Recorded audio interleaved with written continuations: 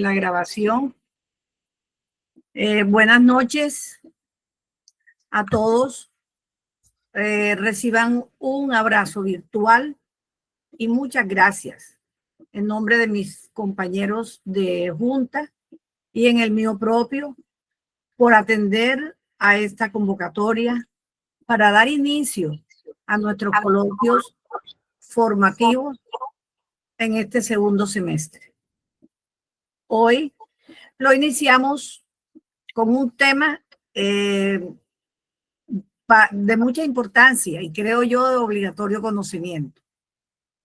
León XIV, vida y misión de un papa del siglo XXI. Estará a cargo del doctor Hernán Olano García. Y esta conferencia está basada en el libro León XIV, Ciudadano del Mundo, Misionero del siglo XXI, de Elise Ann Allen. Creo que se pronuncia así, ¿no?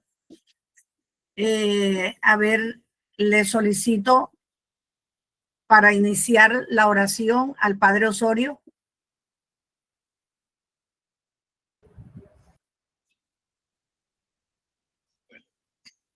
En el nombre del Padre, del Hijo y del Espíritu Santo. Amén. Amén.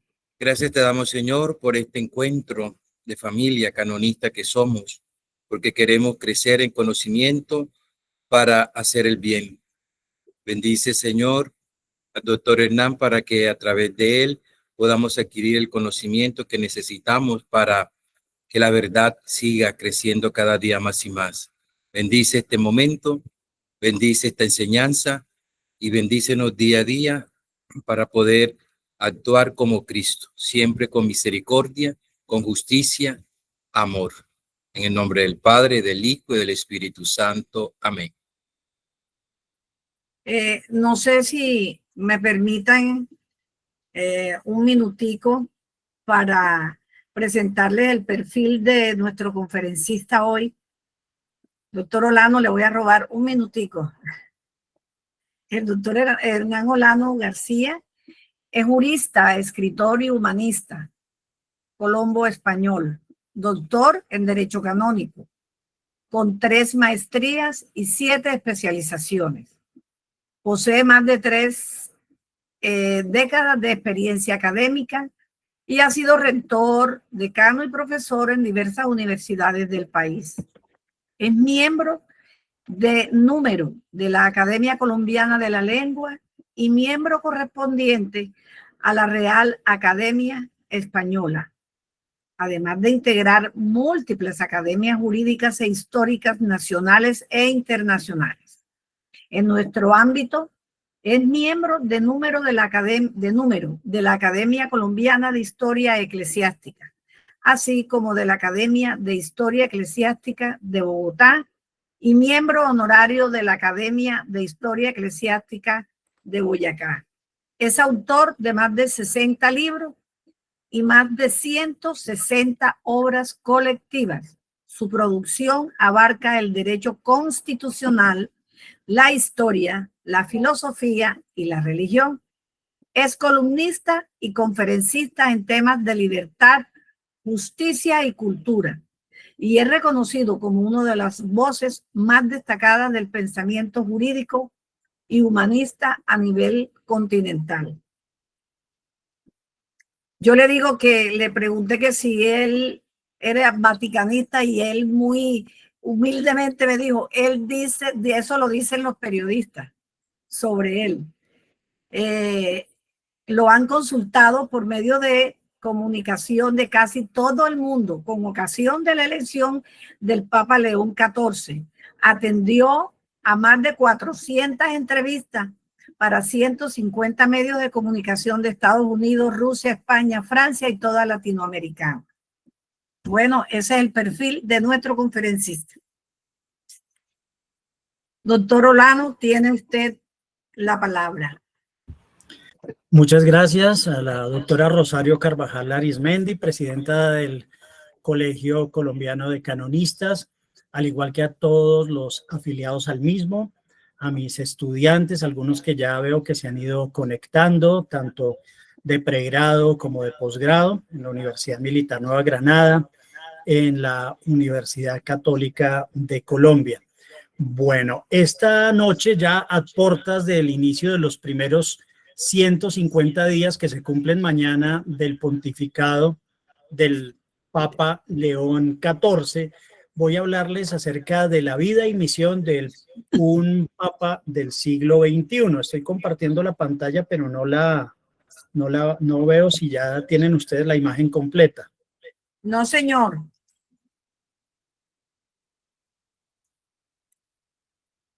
Porque antes la tenía por acá, que aparece.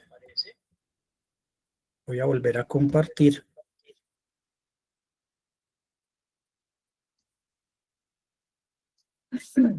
Ahora sí.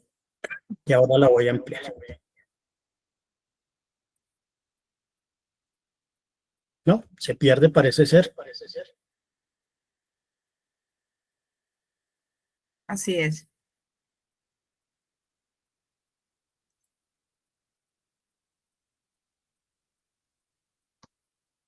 Pero la voy a presentar de esta manera. Entonces, ¿por qué?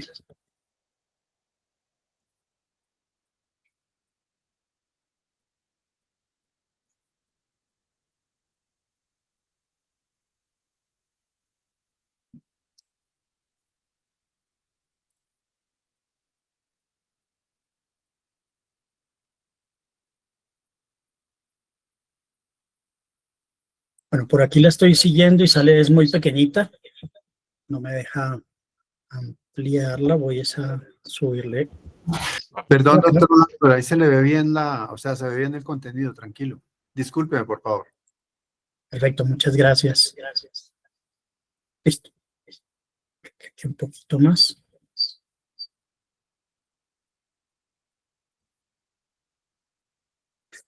Bueno, vamos a iniciar entonces. El pasado 8 de mayo fue elegido el Papa León XIV para regir los destinos del Vaticano. Este pequeño estado de 4 hectáreas que está por cumplir 100 años en 1929 como estado, después de que se pudiese finiquitar lo que correspondió a la cuestión romana a través de la firma de los pactos lateranenses, luego de que diferentes papas, desde 1870 hasta 1929, se declarasen prisioneros en la ciudad de Roma. No era la primera vez que los papas habían sufrido asedios en Roma. Recuerden ustedes, por ejemplo, al famoso Atila el Huno, que llegó para destruir Roma y el papa trató de someterlo a tal punto que vio que Atila llegaba con una mujer que al parecer no era su esposa y lo convenció para que contrajera nupcias. Más tarde, en el siglo XVI, el famoso Carlos V, Carlos I de España, realizó también ese saqueo de Roma, el saco de Roma, que se repetiría también en el siglo XIX con Napoleón, quien se llevó algunos de estos obeliscos egipcios para París, como el que está al frente del famoso hotel en la Plaza de la Vendôme en la Ciudad Eterna. Esta es, en principio, el lugar donde se ejerce el dominio eminente del Papa como jefe de Estado, con una constitución política que fue aprobada por Juan Pablo II, al igual que sería aprobada también el año anterior por el Papa Francisco la Constitución de la Soberana Orden de Malta, que tiene la tutoría del Papa, pero que tiene ese principio de ente soberano. Veamos cuáles son las cifras de la Iglesia. Las cifras de la Iglesia habitualmente se condensan en este pequeño pero voluminoso libro con una letra muy pequeñita que cuesta 78 euros y se llama el Anuario Pontificio. En las diócesis es usual que todos los años se compre. Yo lo adquirí hace algunos años y están allí los títulos del Papa, las personas que hacen parte de los diferentes dicasterios, los correos electrónicos, los teléfonos, al igual que todas las entidades religiosas del mundo. Aquí hay personas que no son propiamente de la vida religiosa, entonces están allí, las comunidades religiosas, los institutos de vida consagrada, las sociedades de vida apostólica, etcétera, etcétera, y se encuentran allí en ese pequeño libro. Veamos cómo es el panorama de la Iglesia Católica en el mundo con las estadísticas que están en el anuario de 2024, el de 2025 está por salir. 1.389 millones de católicos, que equivalemos al 17.7% de la población mundial, de los cuales más de 7.200 millones de católicos están en África, en América 5.900 millones de católicos, en Asia 889 millones, en Oceanía 123 millones y en Europa 474 millones. Hay 5.353 obispos en el mundo, 50.159 diáconos permanentes, 407.730 sacerdotes y unas 49.414 religiosas. Las cifras de la Iglesia me llevan a hablar, entre otras, de Monseñor Fabián Marulanda, exsecretario general de la Conferencia Episcopal Colombiana, fallecido recientemente, que aunque yo esté mostrando estas cifras, él decía, realmente en Colombia hasta los ateos son bautizados.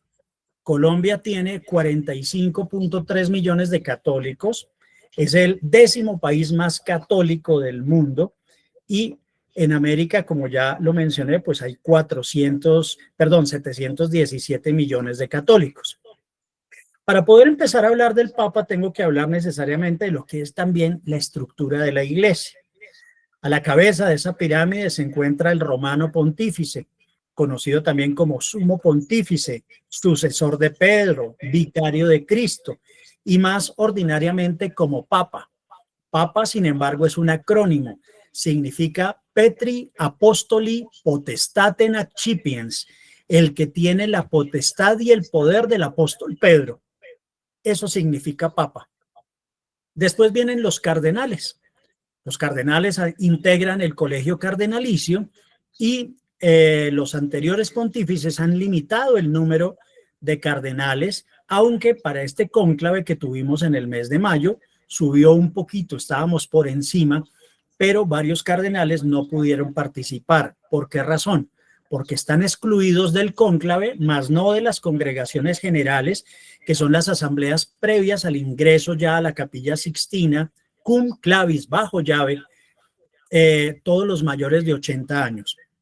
Hubo un pequeño inconveniente y es que, entre otras, un cardenal, el cardenal Becciu, que había sido defenestrado por el Papa Francisco por indebidos manejos económicos, se presentó alegando ser cardenal y tener menos de 80 años para poder votar.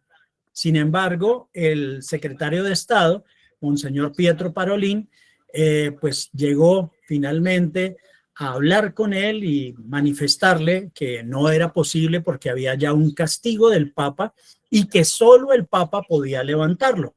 Aunque alega ser inocente, está a la espera del perdón del Papa León XIV. Ha habido otros cardenales que lastimosamente, por diferentes acciones en contra de personas menores de edad o en incapacidad de resistir, como dice la reforma del libro sexto del Código de Derecho Canónico, pues no pudieron hacerse presentes. Debajo de los cardenales están los arzobispos y obispos. Son más de 5.000 en el mundo. Los arzobispos habitualmente son metropolitanos o dueños de una provincia de la cual hay no solo su arquidiócesis, sino otras diócesis. Pero habitualmente a los sacerdotes que hacen parte de la escuela para nobles pontificios, como se llamaba antes, hoy en día la Escuela Diplomática Vaticana, cuando llegan al nivel de nuncios apostólicos, se les da el título de arzobispos. Son arzobispos no de una arquidiócesis, sino arzobispos titulares, de lugares por los cuales pasaron los apóstoles hace más de 2000 años y que quedaron en la memoria de la cristiandad. Títulos que revierten a la Santa Sede, bien sea cuando a esos arzobispos titulares se les concede una arquidiócesis o cuando estos fallecen o renuncian. También a los obispos auxiliares se les da la titularidad, no de su diócesis, pero sí de alguna de estas diócesis antiguas de recordación. Por ejemplo, Monseñor Ismael Perdomo, que fue arzobispo de Bogotá, antes de ser arzobispo, que había sido obispo auxiliar, era el obispo de Trajanópolis en Ródope. Entonces, así hay pues muchos títulos un poco rimbombantes para la lectura actual, pero que comprenden precisamente el cariño hacia las primeras comunidades cristianas. Están también los presbíteros, los diáconos, los laicos y los consagrados en esa pirámide de estructura de la iglesia. Pero también tenemos que hablar de la estructura de la curia romana. El Papa Francisco hace 3 años reorganizó la curia romana y reformó la Constitución Pastor Bonus, que había sido expedida en 1988 por el Papa Juan Pablo II, de grata recordación. En esa estructura de la curia romana encontramos los dicasterios, que antes se denominaban las sagradas congregaciones, al igual que los consejos pontificios, asimilándolo a lo que sería, digamos, en el ámbito del derecho constitucional nuestro, un dicasterio sería un ministerio y como un departamento administrativo o una superintendencia, para que podamos ubicarnos en cuanto a esa estructura de la curia romana. Actualmente el Papa León XIV es el Papa número 267 de la Iglesia. Es decir, es el 266º sucesor del apóstol Pedro. Están los dicasterios, los consejos pontificios, las oficinas, pero a veces las personas se preguntan cuántos papas han sido italianos, y más este año que todos pensaban que iría a ser elegido como papa su eminencia reverendísima el cardenal Pietro Parolin. Pues ha habido 212 papas italianos y 55 de otras nacionalidades, incluido León XIV, que ya saben ustedes tiene una doble nacionalidad, de la cual me referiré más adelante. ¿Cuántos papas han sido canonizados como santos? 81 de los 267, o más bien 81 de los 266 eventuales candidatos a la canonización. Y el pontificado más largo ha sido el del Papa Pío IX, de 32 años, de 1846 a 1878. Hasta el momento, nuestro Papa León XIV mañana cumplirá 150 días de pontificado. El Papa, como ustedes lo saben, es elegido por los cardenales electores menores de 80 años habilitados para votar, que se reúnen en el cónclave.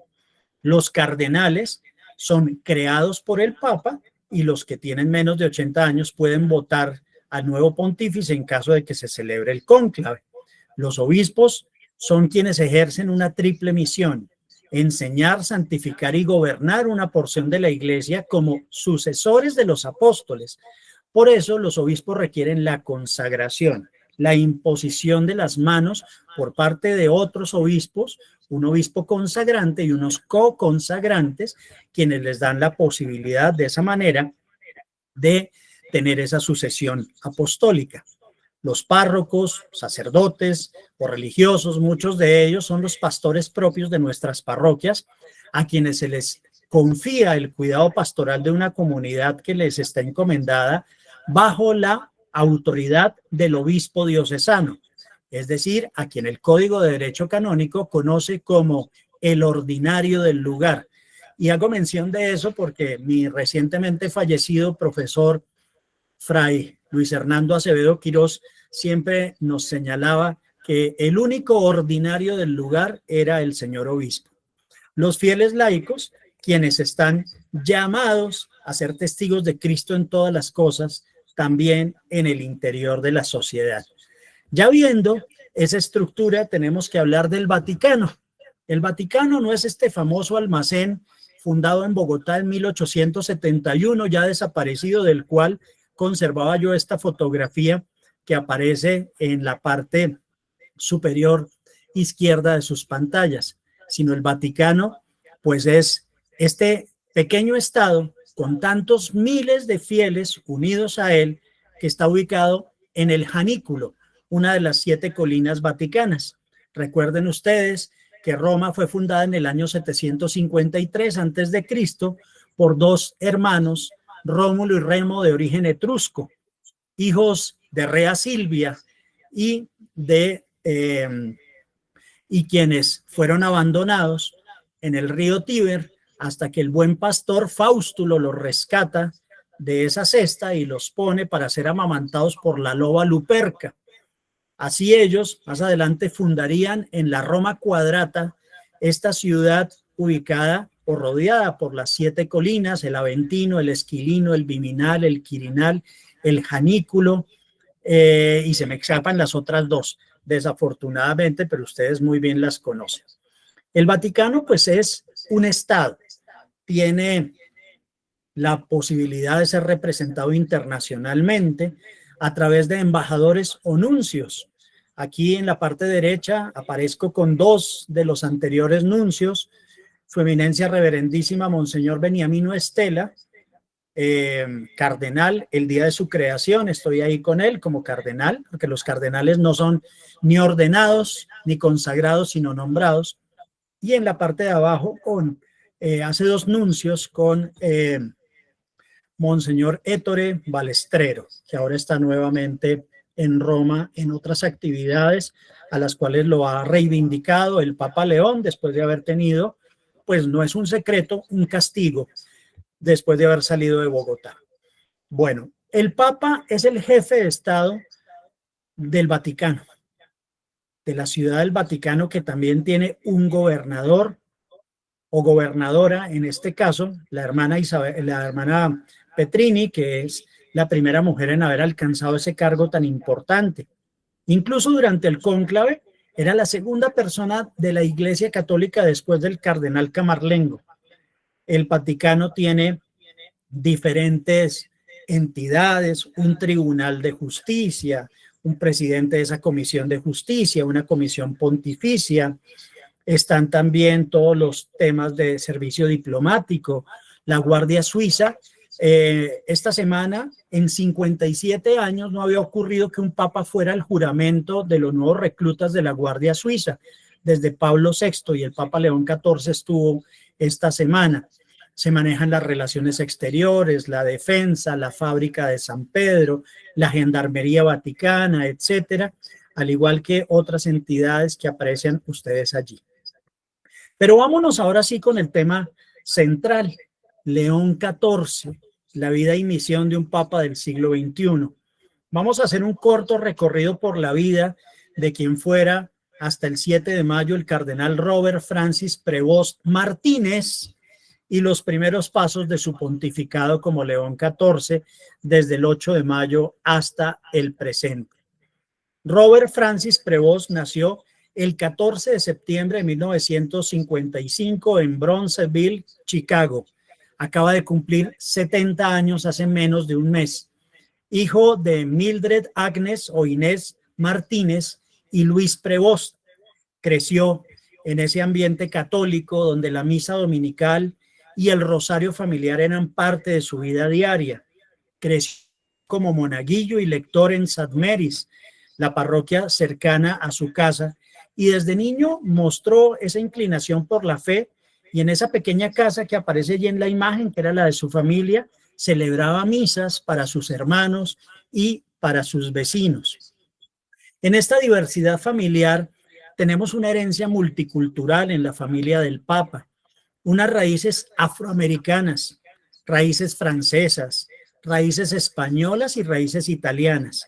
Su padre fue veterano del día D y superintendente escolar, algo así como supervisor de educación, diríamos aquí en Colombia, lo que le inspiró propiamente esa vocación de servicio al Papa, quien desde pequeño aprendió todo ese valor de la solidaridad y el estudio, siendo el menor de 3 hermanos, Luis Martín y Juan José. Esos son sus hermanos que lo acogen como una persona que no solo era el Benjamín de la familia, sino por el que tenían y tienen todavía un cariño enorme. ¿Cómo descubrió su vocación el Papa? Bob, como aparece en este primer retrato cuando terminó la preparatoria o su 12 grado. de bachillerato. Entonces ahí está Bob Prevost, que dijo o se pensó por parte de su hermano Luis: creo que tendrá una vocación, el Espíritu Santo le ha hablado y será sacerdote.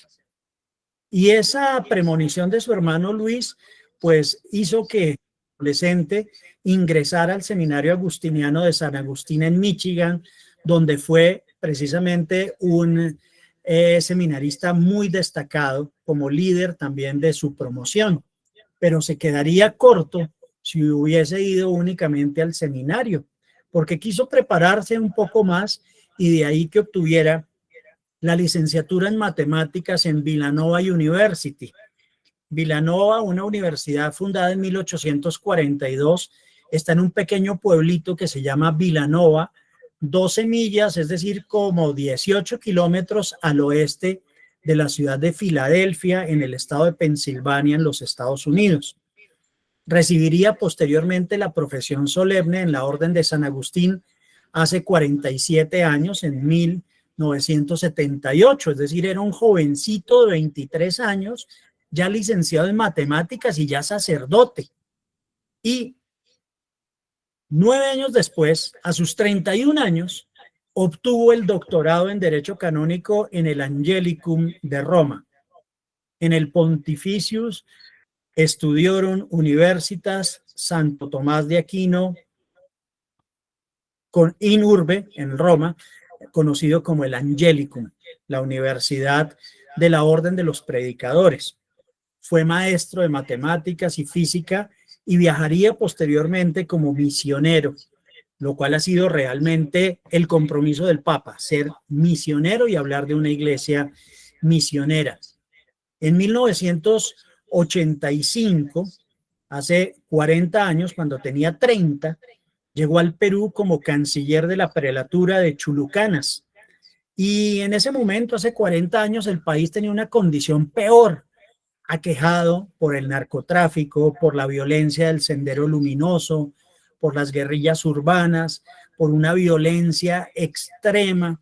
Entonces se tuvo que enfrentar el padre Francis o el padre Bob al desafío de acompañar a todas esas comunidades golpeadas por la crisis.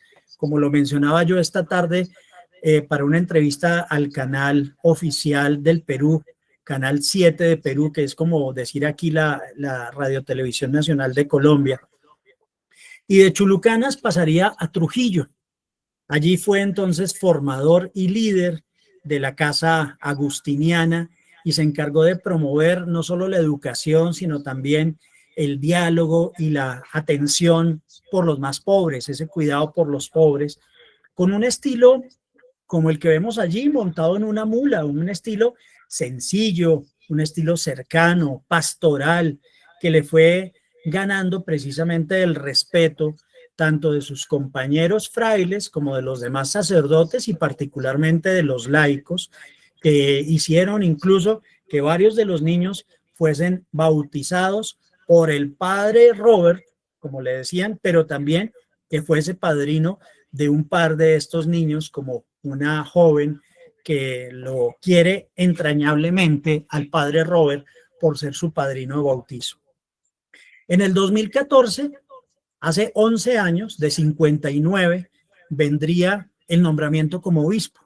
Habitualmente están por ahí las edades de los obispos, hay obispos más jóvenes, pero prácticamente todos están por ese orden de edad llegando al episcopado, y se caracterizó en esa diócesis de Chiclayo, que lleva en su corazón, y que recuerden ustedes esas palabras en castellano desde la logia de San Pedro cuando es elegido papa, y se escucha ese estruendo cariñosísimo en la plaza cuando dice: a mis hijos de la diócesis de Chiclayo, y la gente sorprendida, ¿cómo que el papa habla castellano? Y también, pues allí en esa diócesis, que lo quieren mucho, se caracterizó por su sencillez y por ese contacto directo con todas las personas.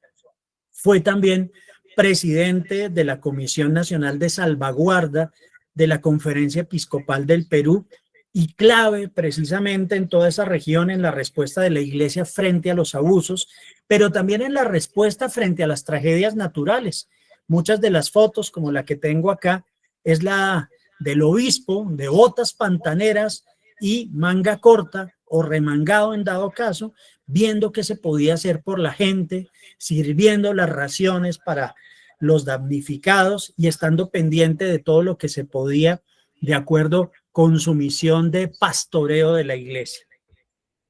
Pero esa felicidad de los chiclayanos pues no sería como permanente, porque precisamente al ser sacerdote, miembro de una comunidad religiosa, sería llamado a las grandes dignidades de su comunidad.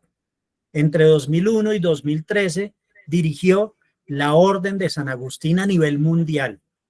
Es decir, este es el segundo papa que pertenece a una comunidad religiosa, después de Francisco como jesuita, el Papa León XIV como agustino.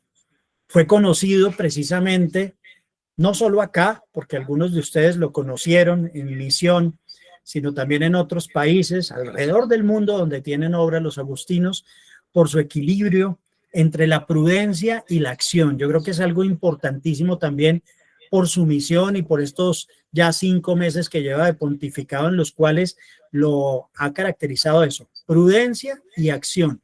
La acción de pronto me preguntaban esta tarde por qué no ha sido tan contundente, por qué no ha hecho tantas cosas más. Ahorita les voy a comentar qué ha hecho, pero ¿por qué no ha hecho tantas cosas? Pues no ha hecho tantas cosas porque había una agenda prevista. Este es un año de jubileo, un año jubilar que se da cada 25 años como jubileo ordinario y también extraordinario cuando el Papa lo convoca. Por ejemplo, hace 10 años fue el jubileo de la misericordia.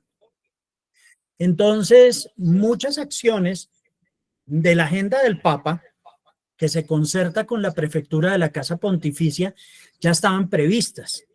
Algunas estaban atrasadas, como las canonizaciones, como lo mencionaré más adelante, y otras como los viajes, también como lo mencionaré más adelante. Entonces, por eso, el Papa actualmente se ha caracterizado por eso que lo caracterizó como prior general de los agustinos, el equilibrio entre la prudencia y la acción, pero también el reflejo de su visión pastoral basada en la justicia, en la transparencia y en la escucha. Lo que el mismo Francisco hablaba de la escuchoterapia y la cariñoterapia, que están también traducidas en las labores del Santo Padre.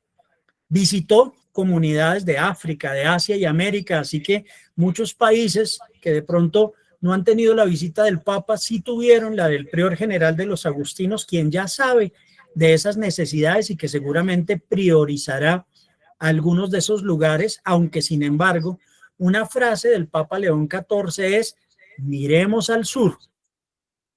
Y ahí puede estar precisamente la agenda de los próximos viajes.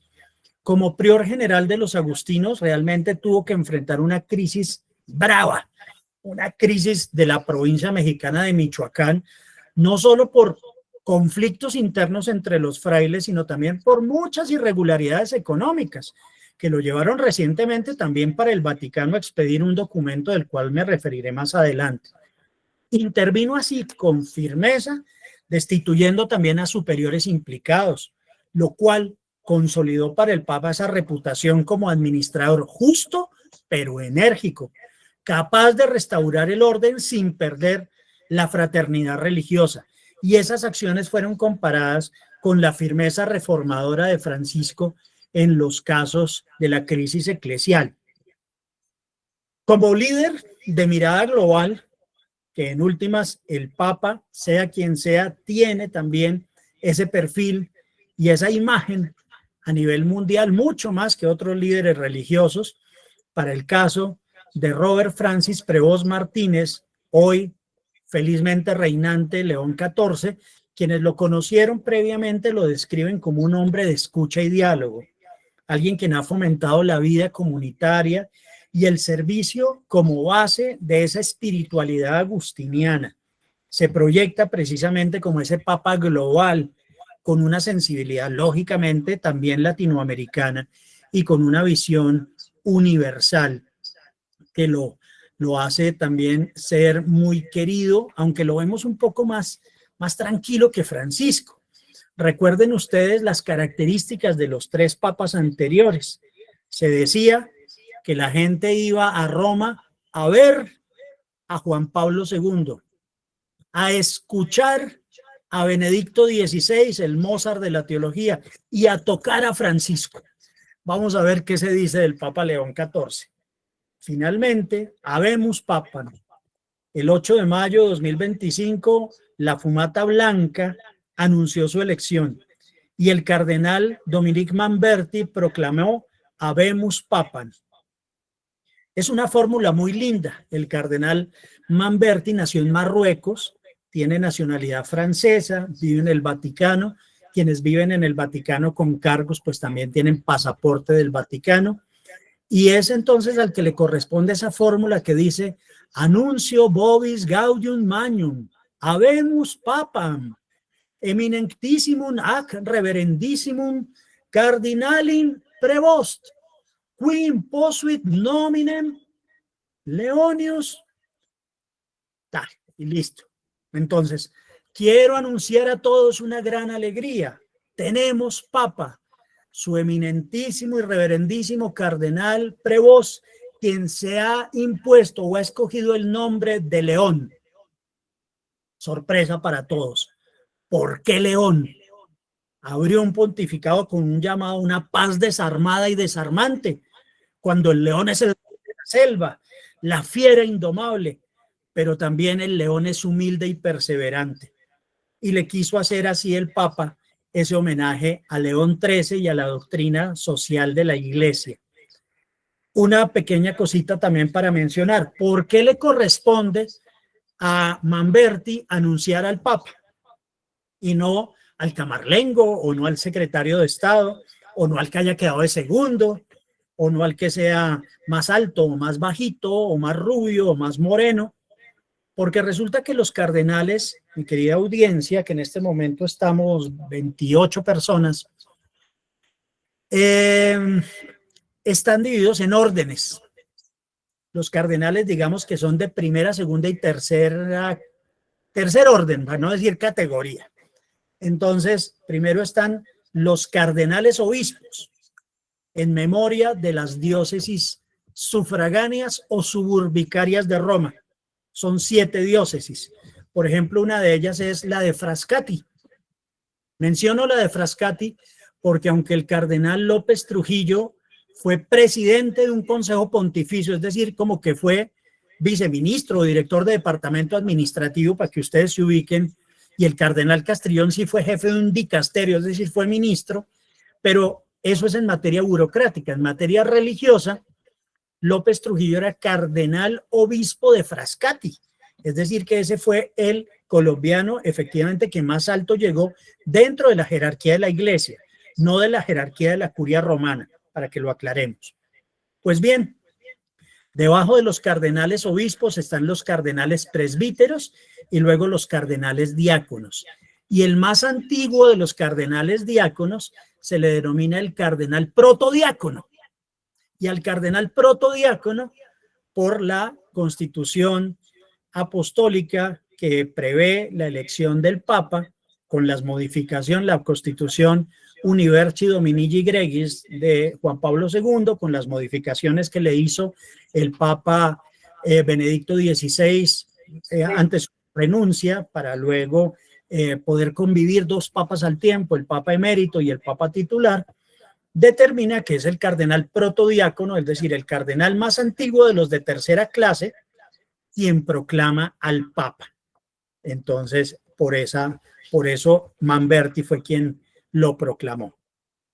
¿Qué significó la elección de León XIV? Primer Papa norteamericano, pero a su vez peruano, porque tiene su cédula de ciudadanía peruana. Sin embargo, como fue el prior de los agustinos para el mundo, pues se le considera de todas maneras un ciudadano del mundo. Por eso hablábamos de un papa global, un perfil de pontífice en el que se combina la experiencia misionera y la capacidad de gobierno. No solo había gobernado su diócesis, su orden, luego un dicasterio, una comisión pontificia donde tuve la ocasión de conocerlo en un encuentro hace 2 años en Roma, que era la Comisión Pontificia para América Latina, sino que ya luego entra a gobernar la iglesia con esa experiencia un poco más amplia. En ese primer saludo habló de Cristo resucitado, habló del amor universal de Dios y también de una iglesia sinodal y misionera cercana especialmente a quienes sufren.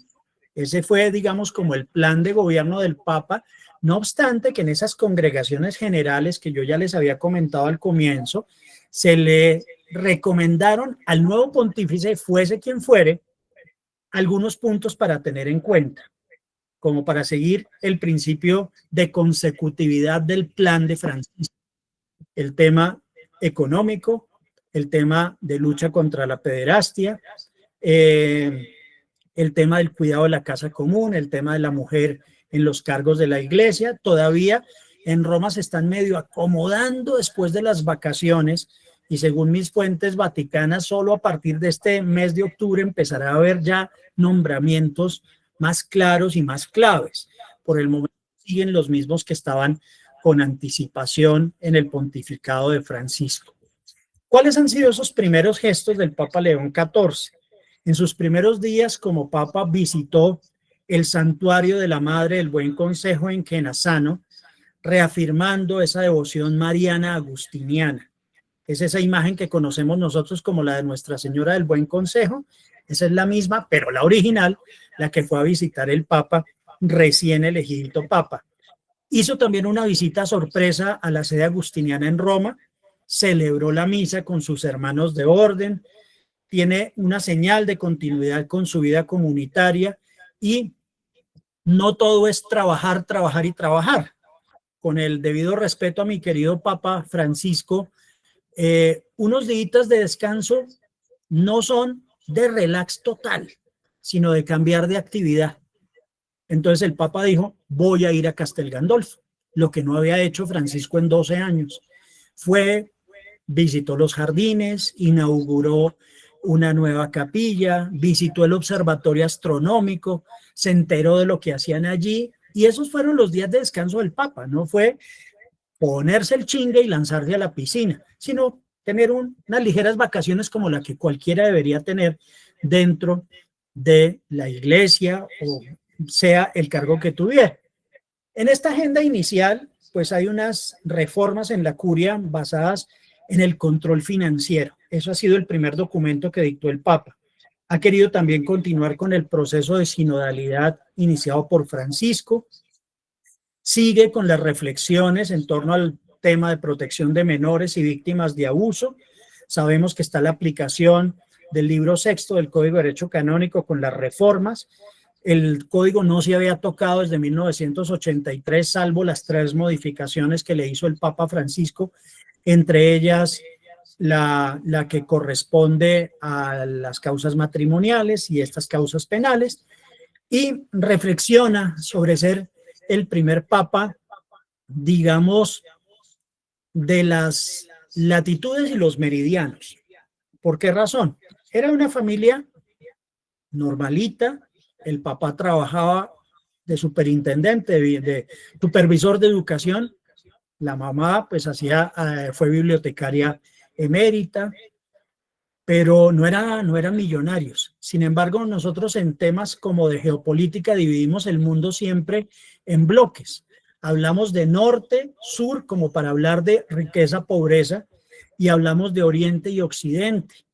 Entonces este papa es un papa de occidente que conjuga el norte con el sur, pero que busca acercarse al oriente. ¿Y cómo se va a acercar al oriente? Con el primer viaje, como ya les voy a comentar. Entonces es un papa que tiene como misión unir culturas. Eso es lo esencial en el papa. Esta fotico es de ayer. El papa trata temas geopolíticos y eclesiales. Este papa, León XIV, ha hablado de guerras, de diplomacia internacional, de las relaciones difíciles a veces con China, sobre todo por la elección de obispos, con los mismos Estados Unidos, siendo él igualmente norteamericano.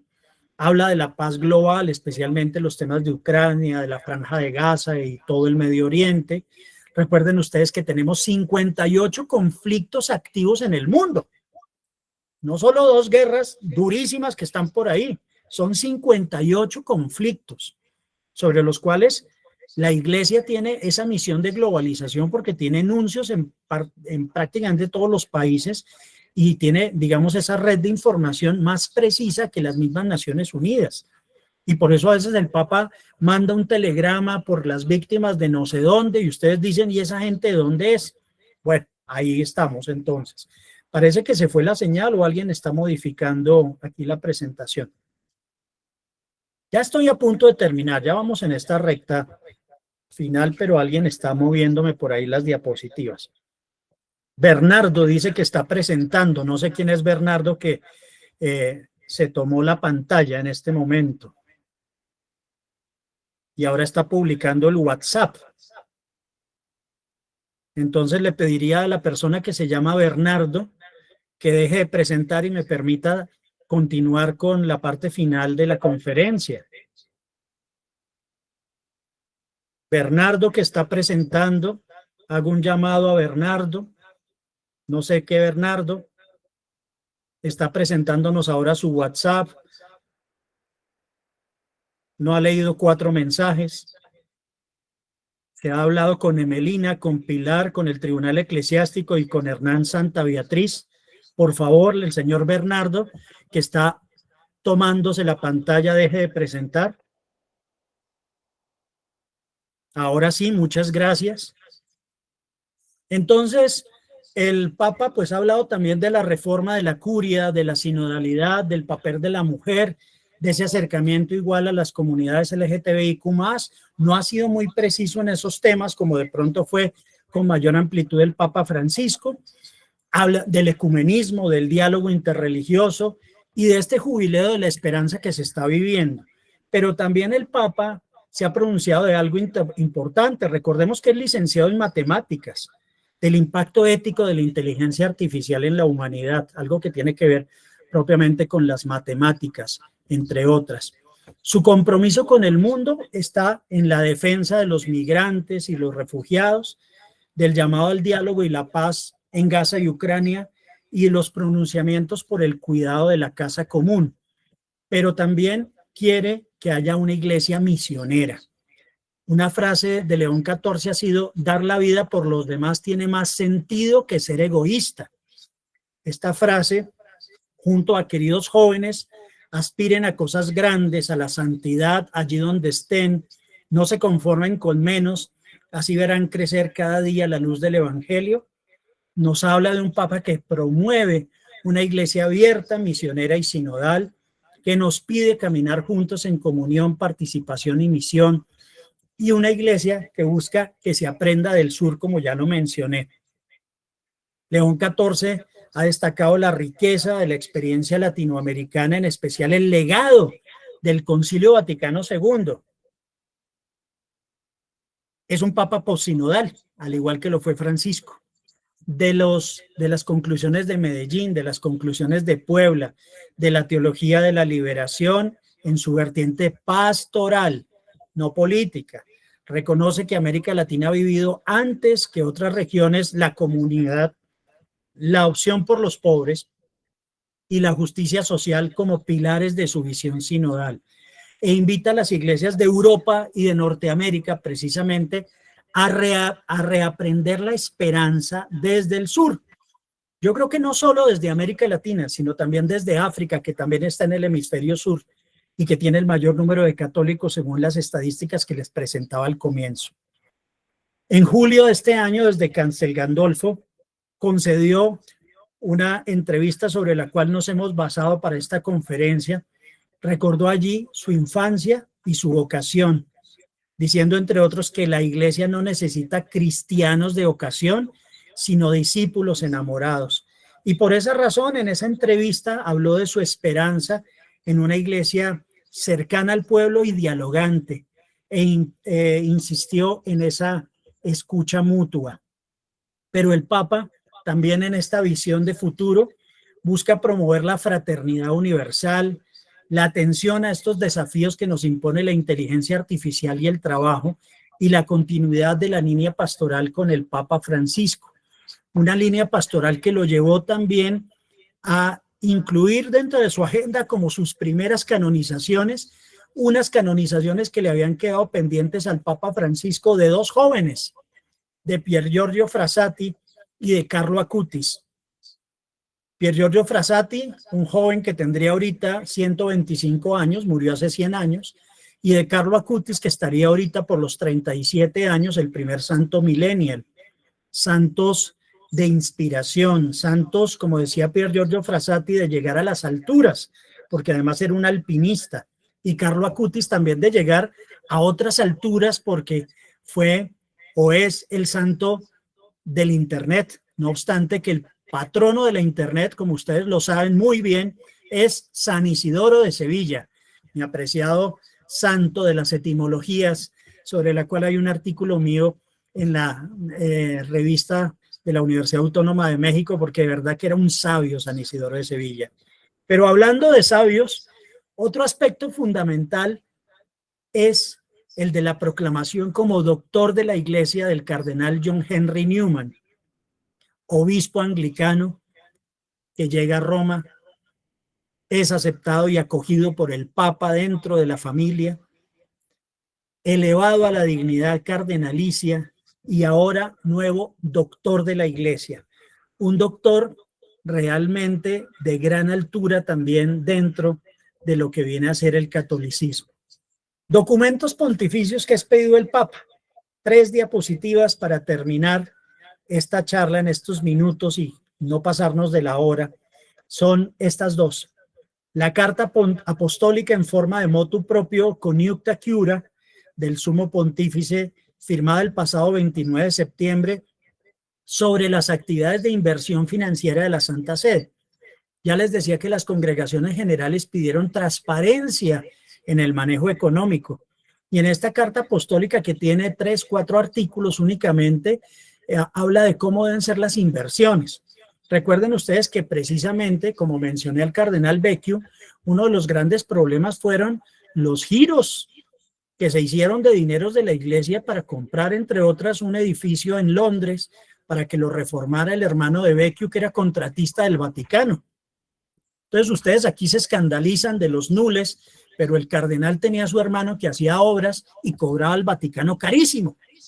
O hace 12 años, cuando el cardenal Tarcisio Bertone, ya después de haber sido sustituido de la Secretaría de Estado por el Papa Francisco, se robó, porque no tiene otro nombre, 2 millones de euros del Hospital Bambino Gesù para reformar un apartamento en el cual vive, para lo cual había pedido otros 2 millones de euros al Vaticano, viejo sinvergüenza.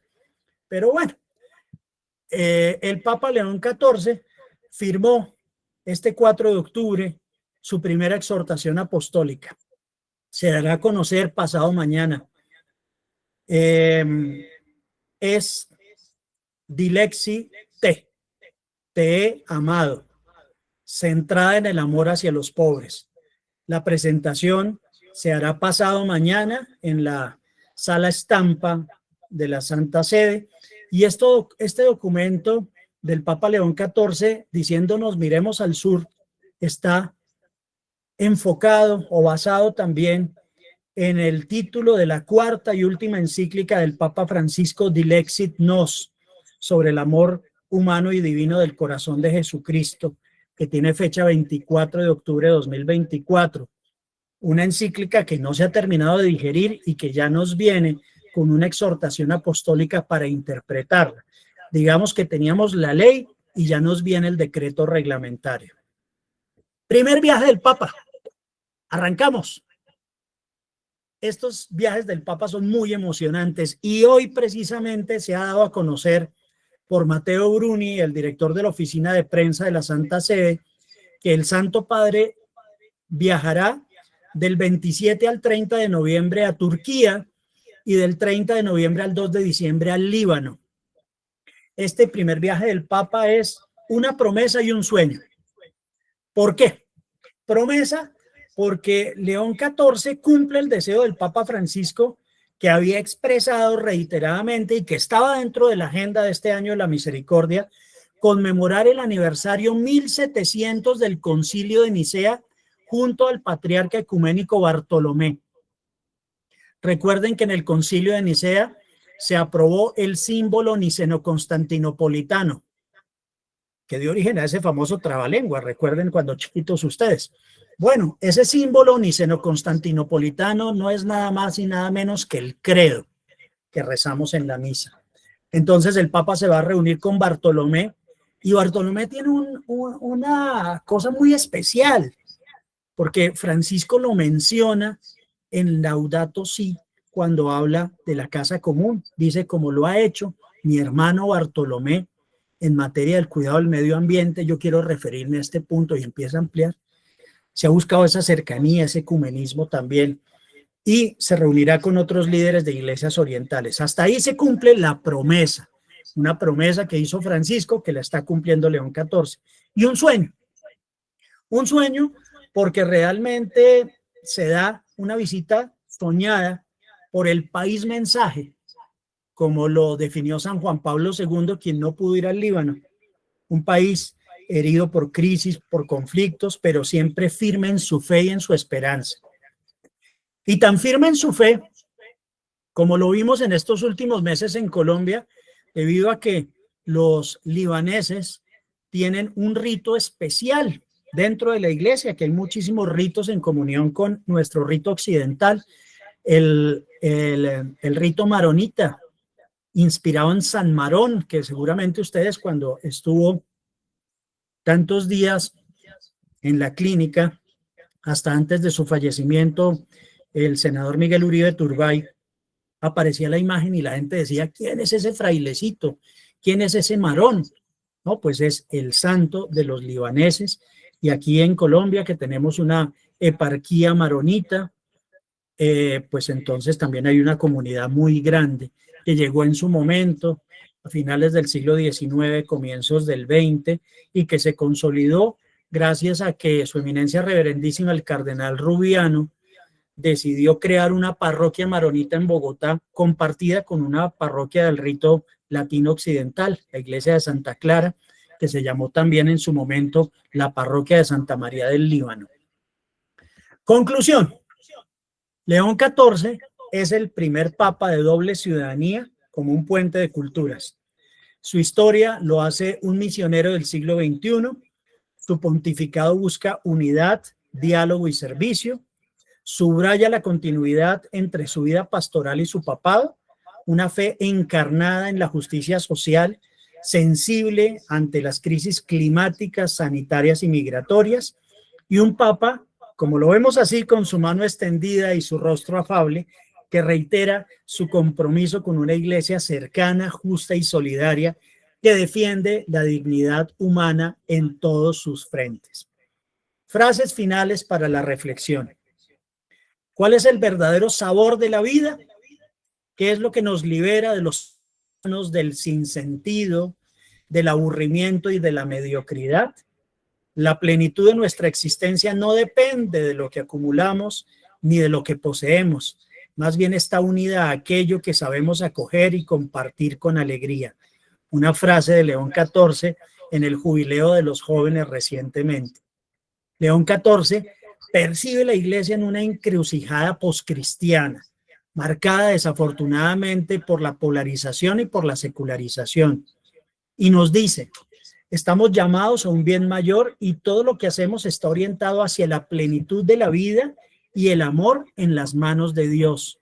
Nos llama a renovar la credibilidad eclesial mediante la coherencia, la transparencia y la misericordia.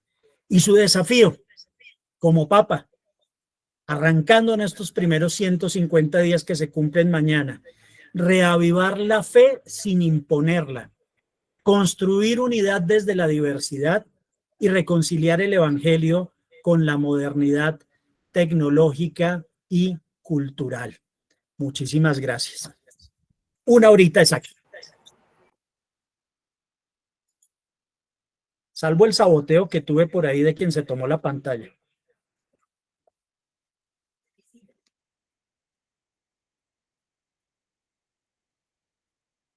Padre Omar Sánchez.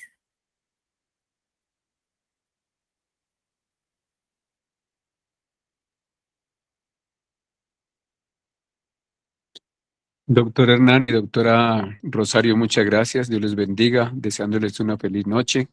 Qué hermosa conferencia. Dios les siga iluminando. Gracias. Muchísimas gracias. Están también Emily Samaniego y Luis Romero, que han levantado la mano. Doctor Olano, buenas noches.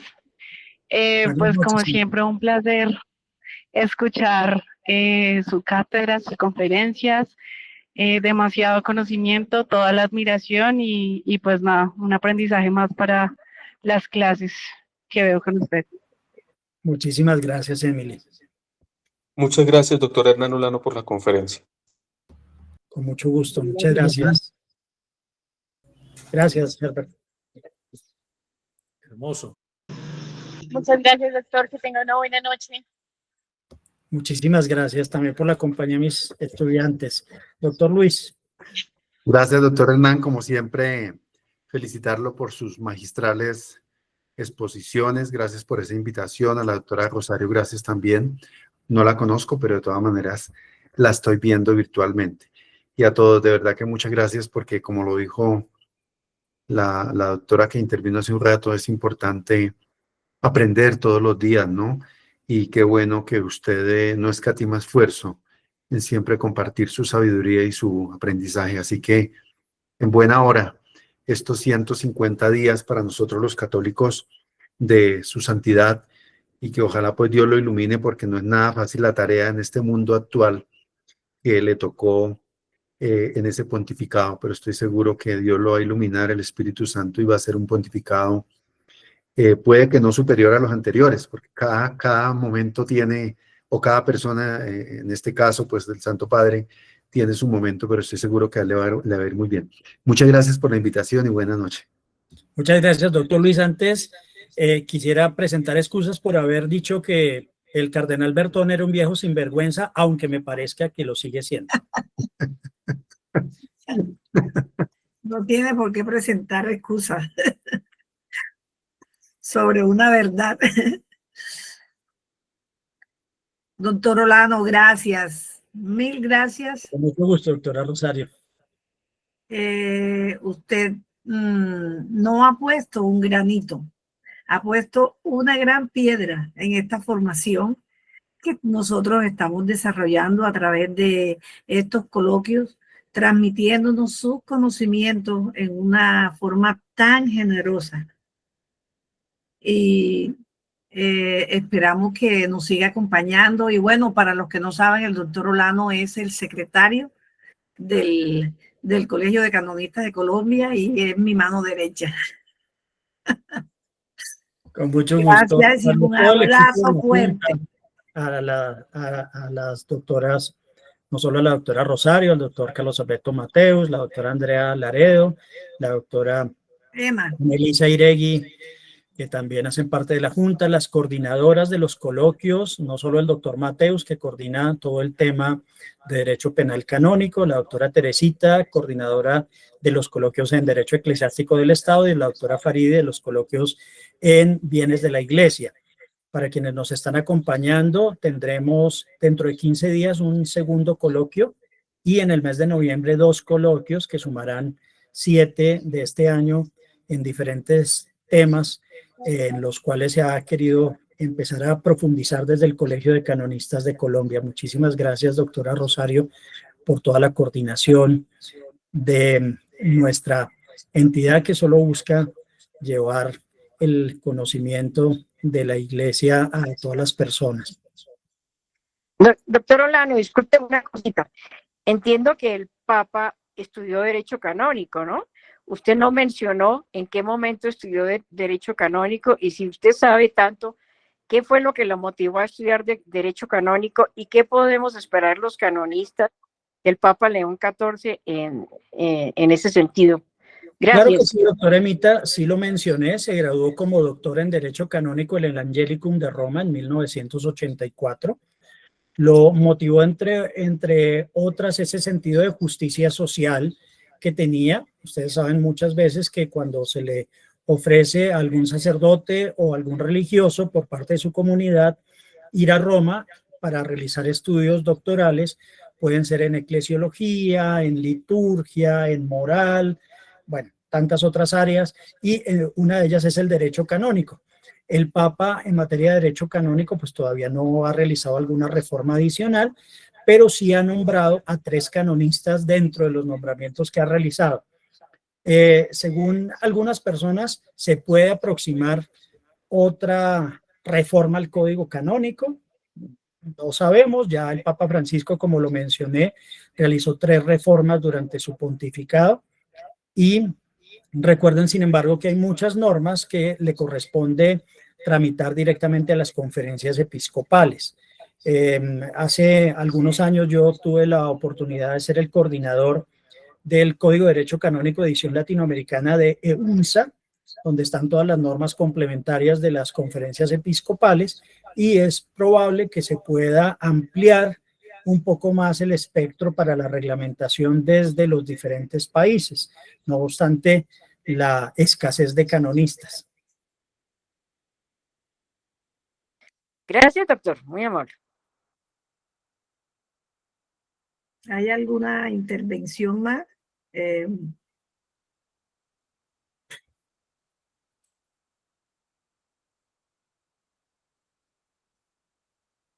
No veo, Monseñor Darío está en la reunión, no lo veo.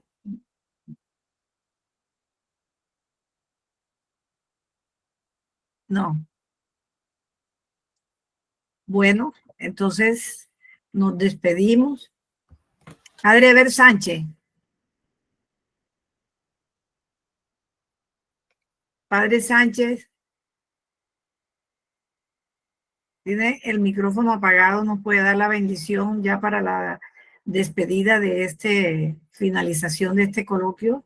Le pedimos a Dios Jesucristo nuestro Señor que nos guarde, nos proteja, nos bendiga, acompañe su rostro e ilumine su rostro sobre nosotros, nos conceda la paz, como fue la bendición primaria desde Moisés hasta hoy. Y así nos permita cada vez buscar la luz plena para asemejarnos a Él, bendecirlo a Él, glorificarlo a Él, desde todos nuestros actos, decisiones y acciones. Amén. Amén. Muchas gracias. Gracias.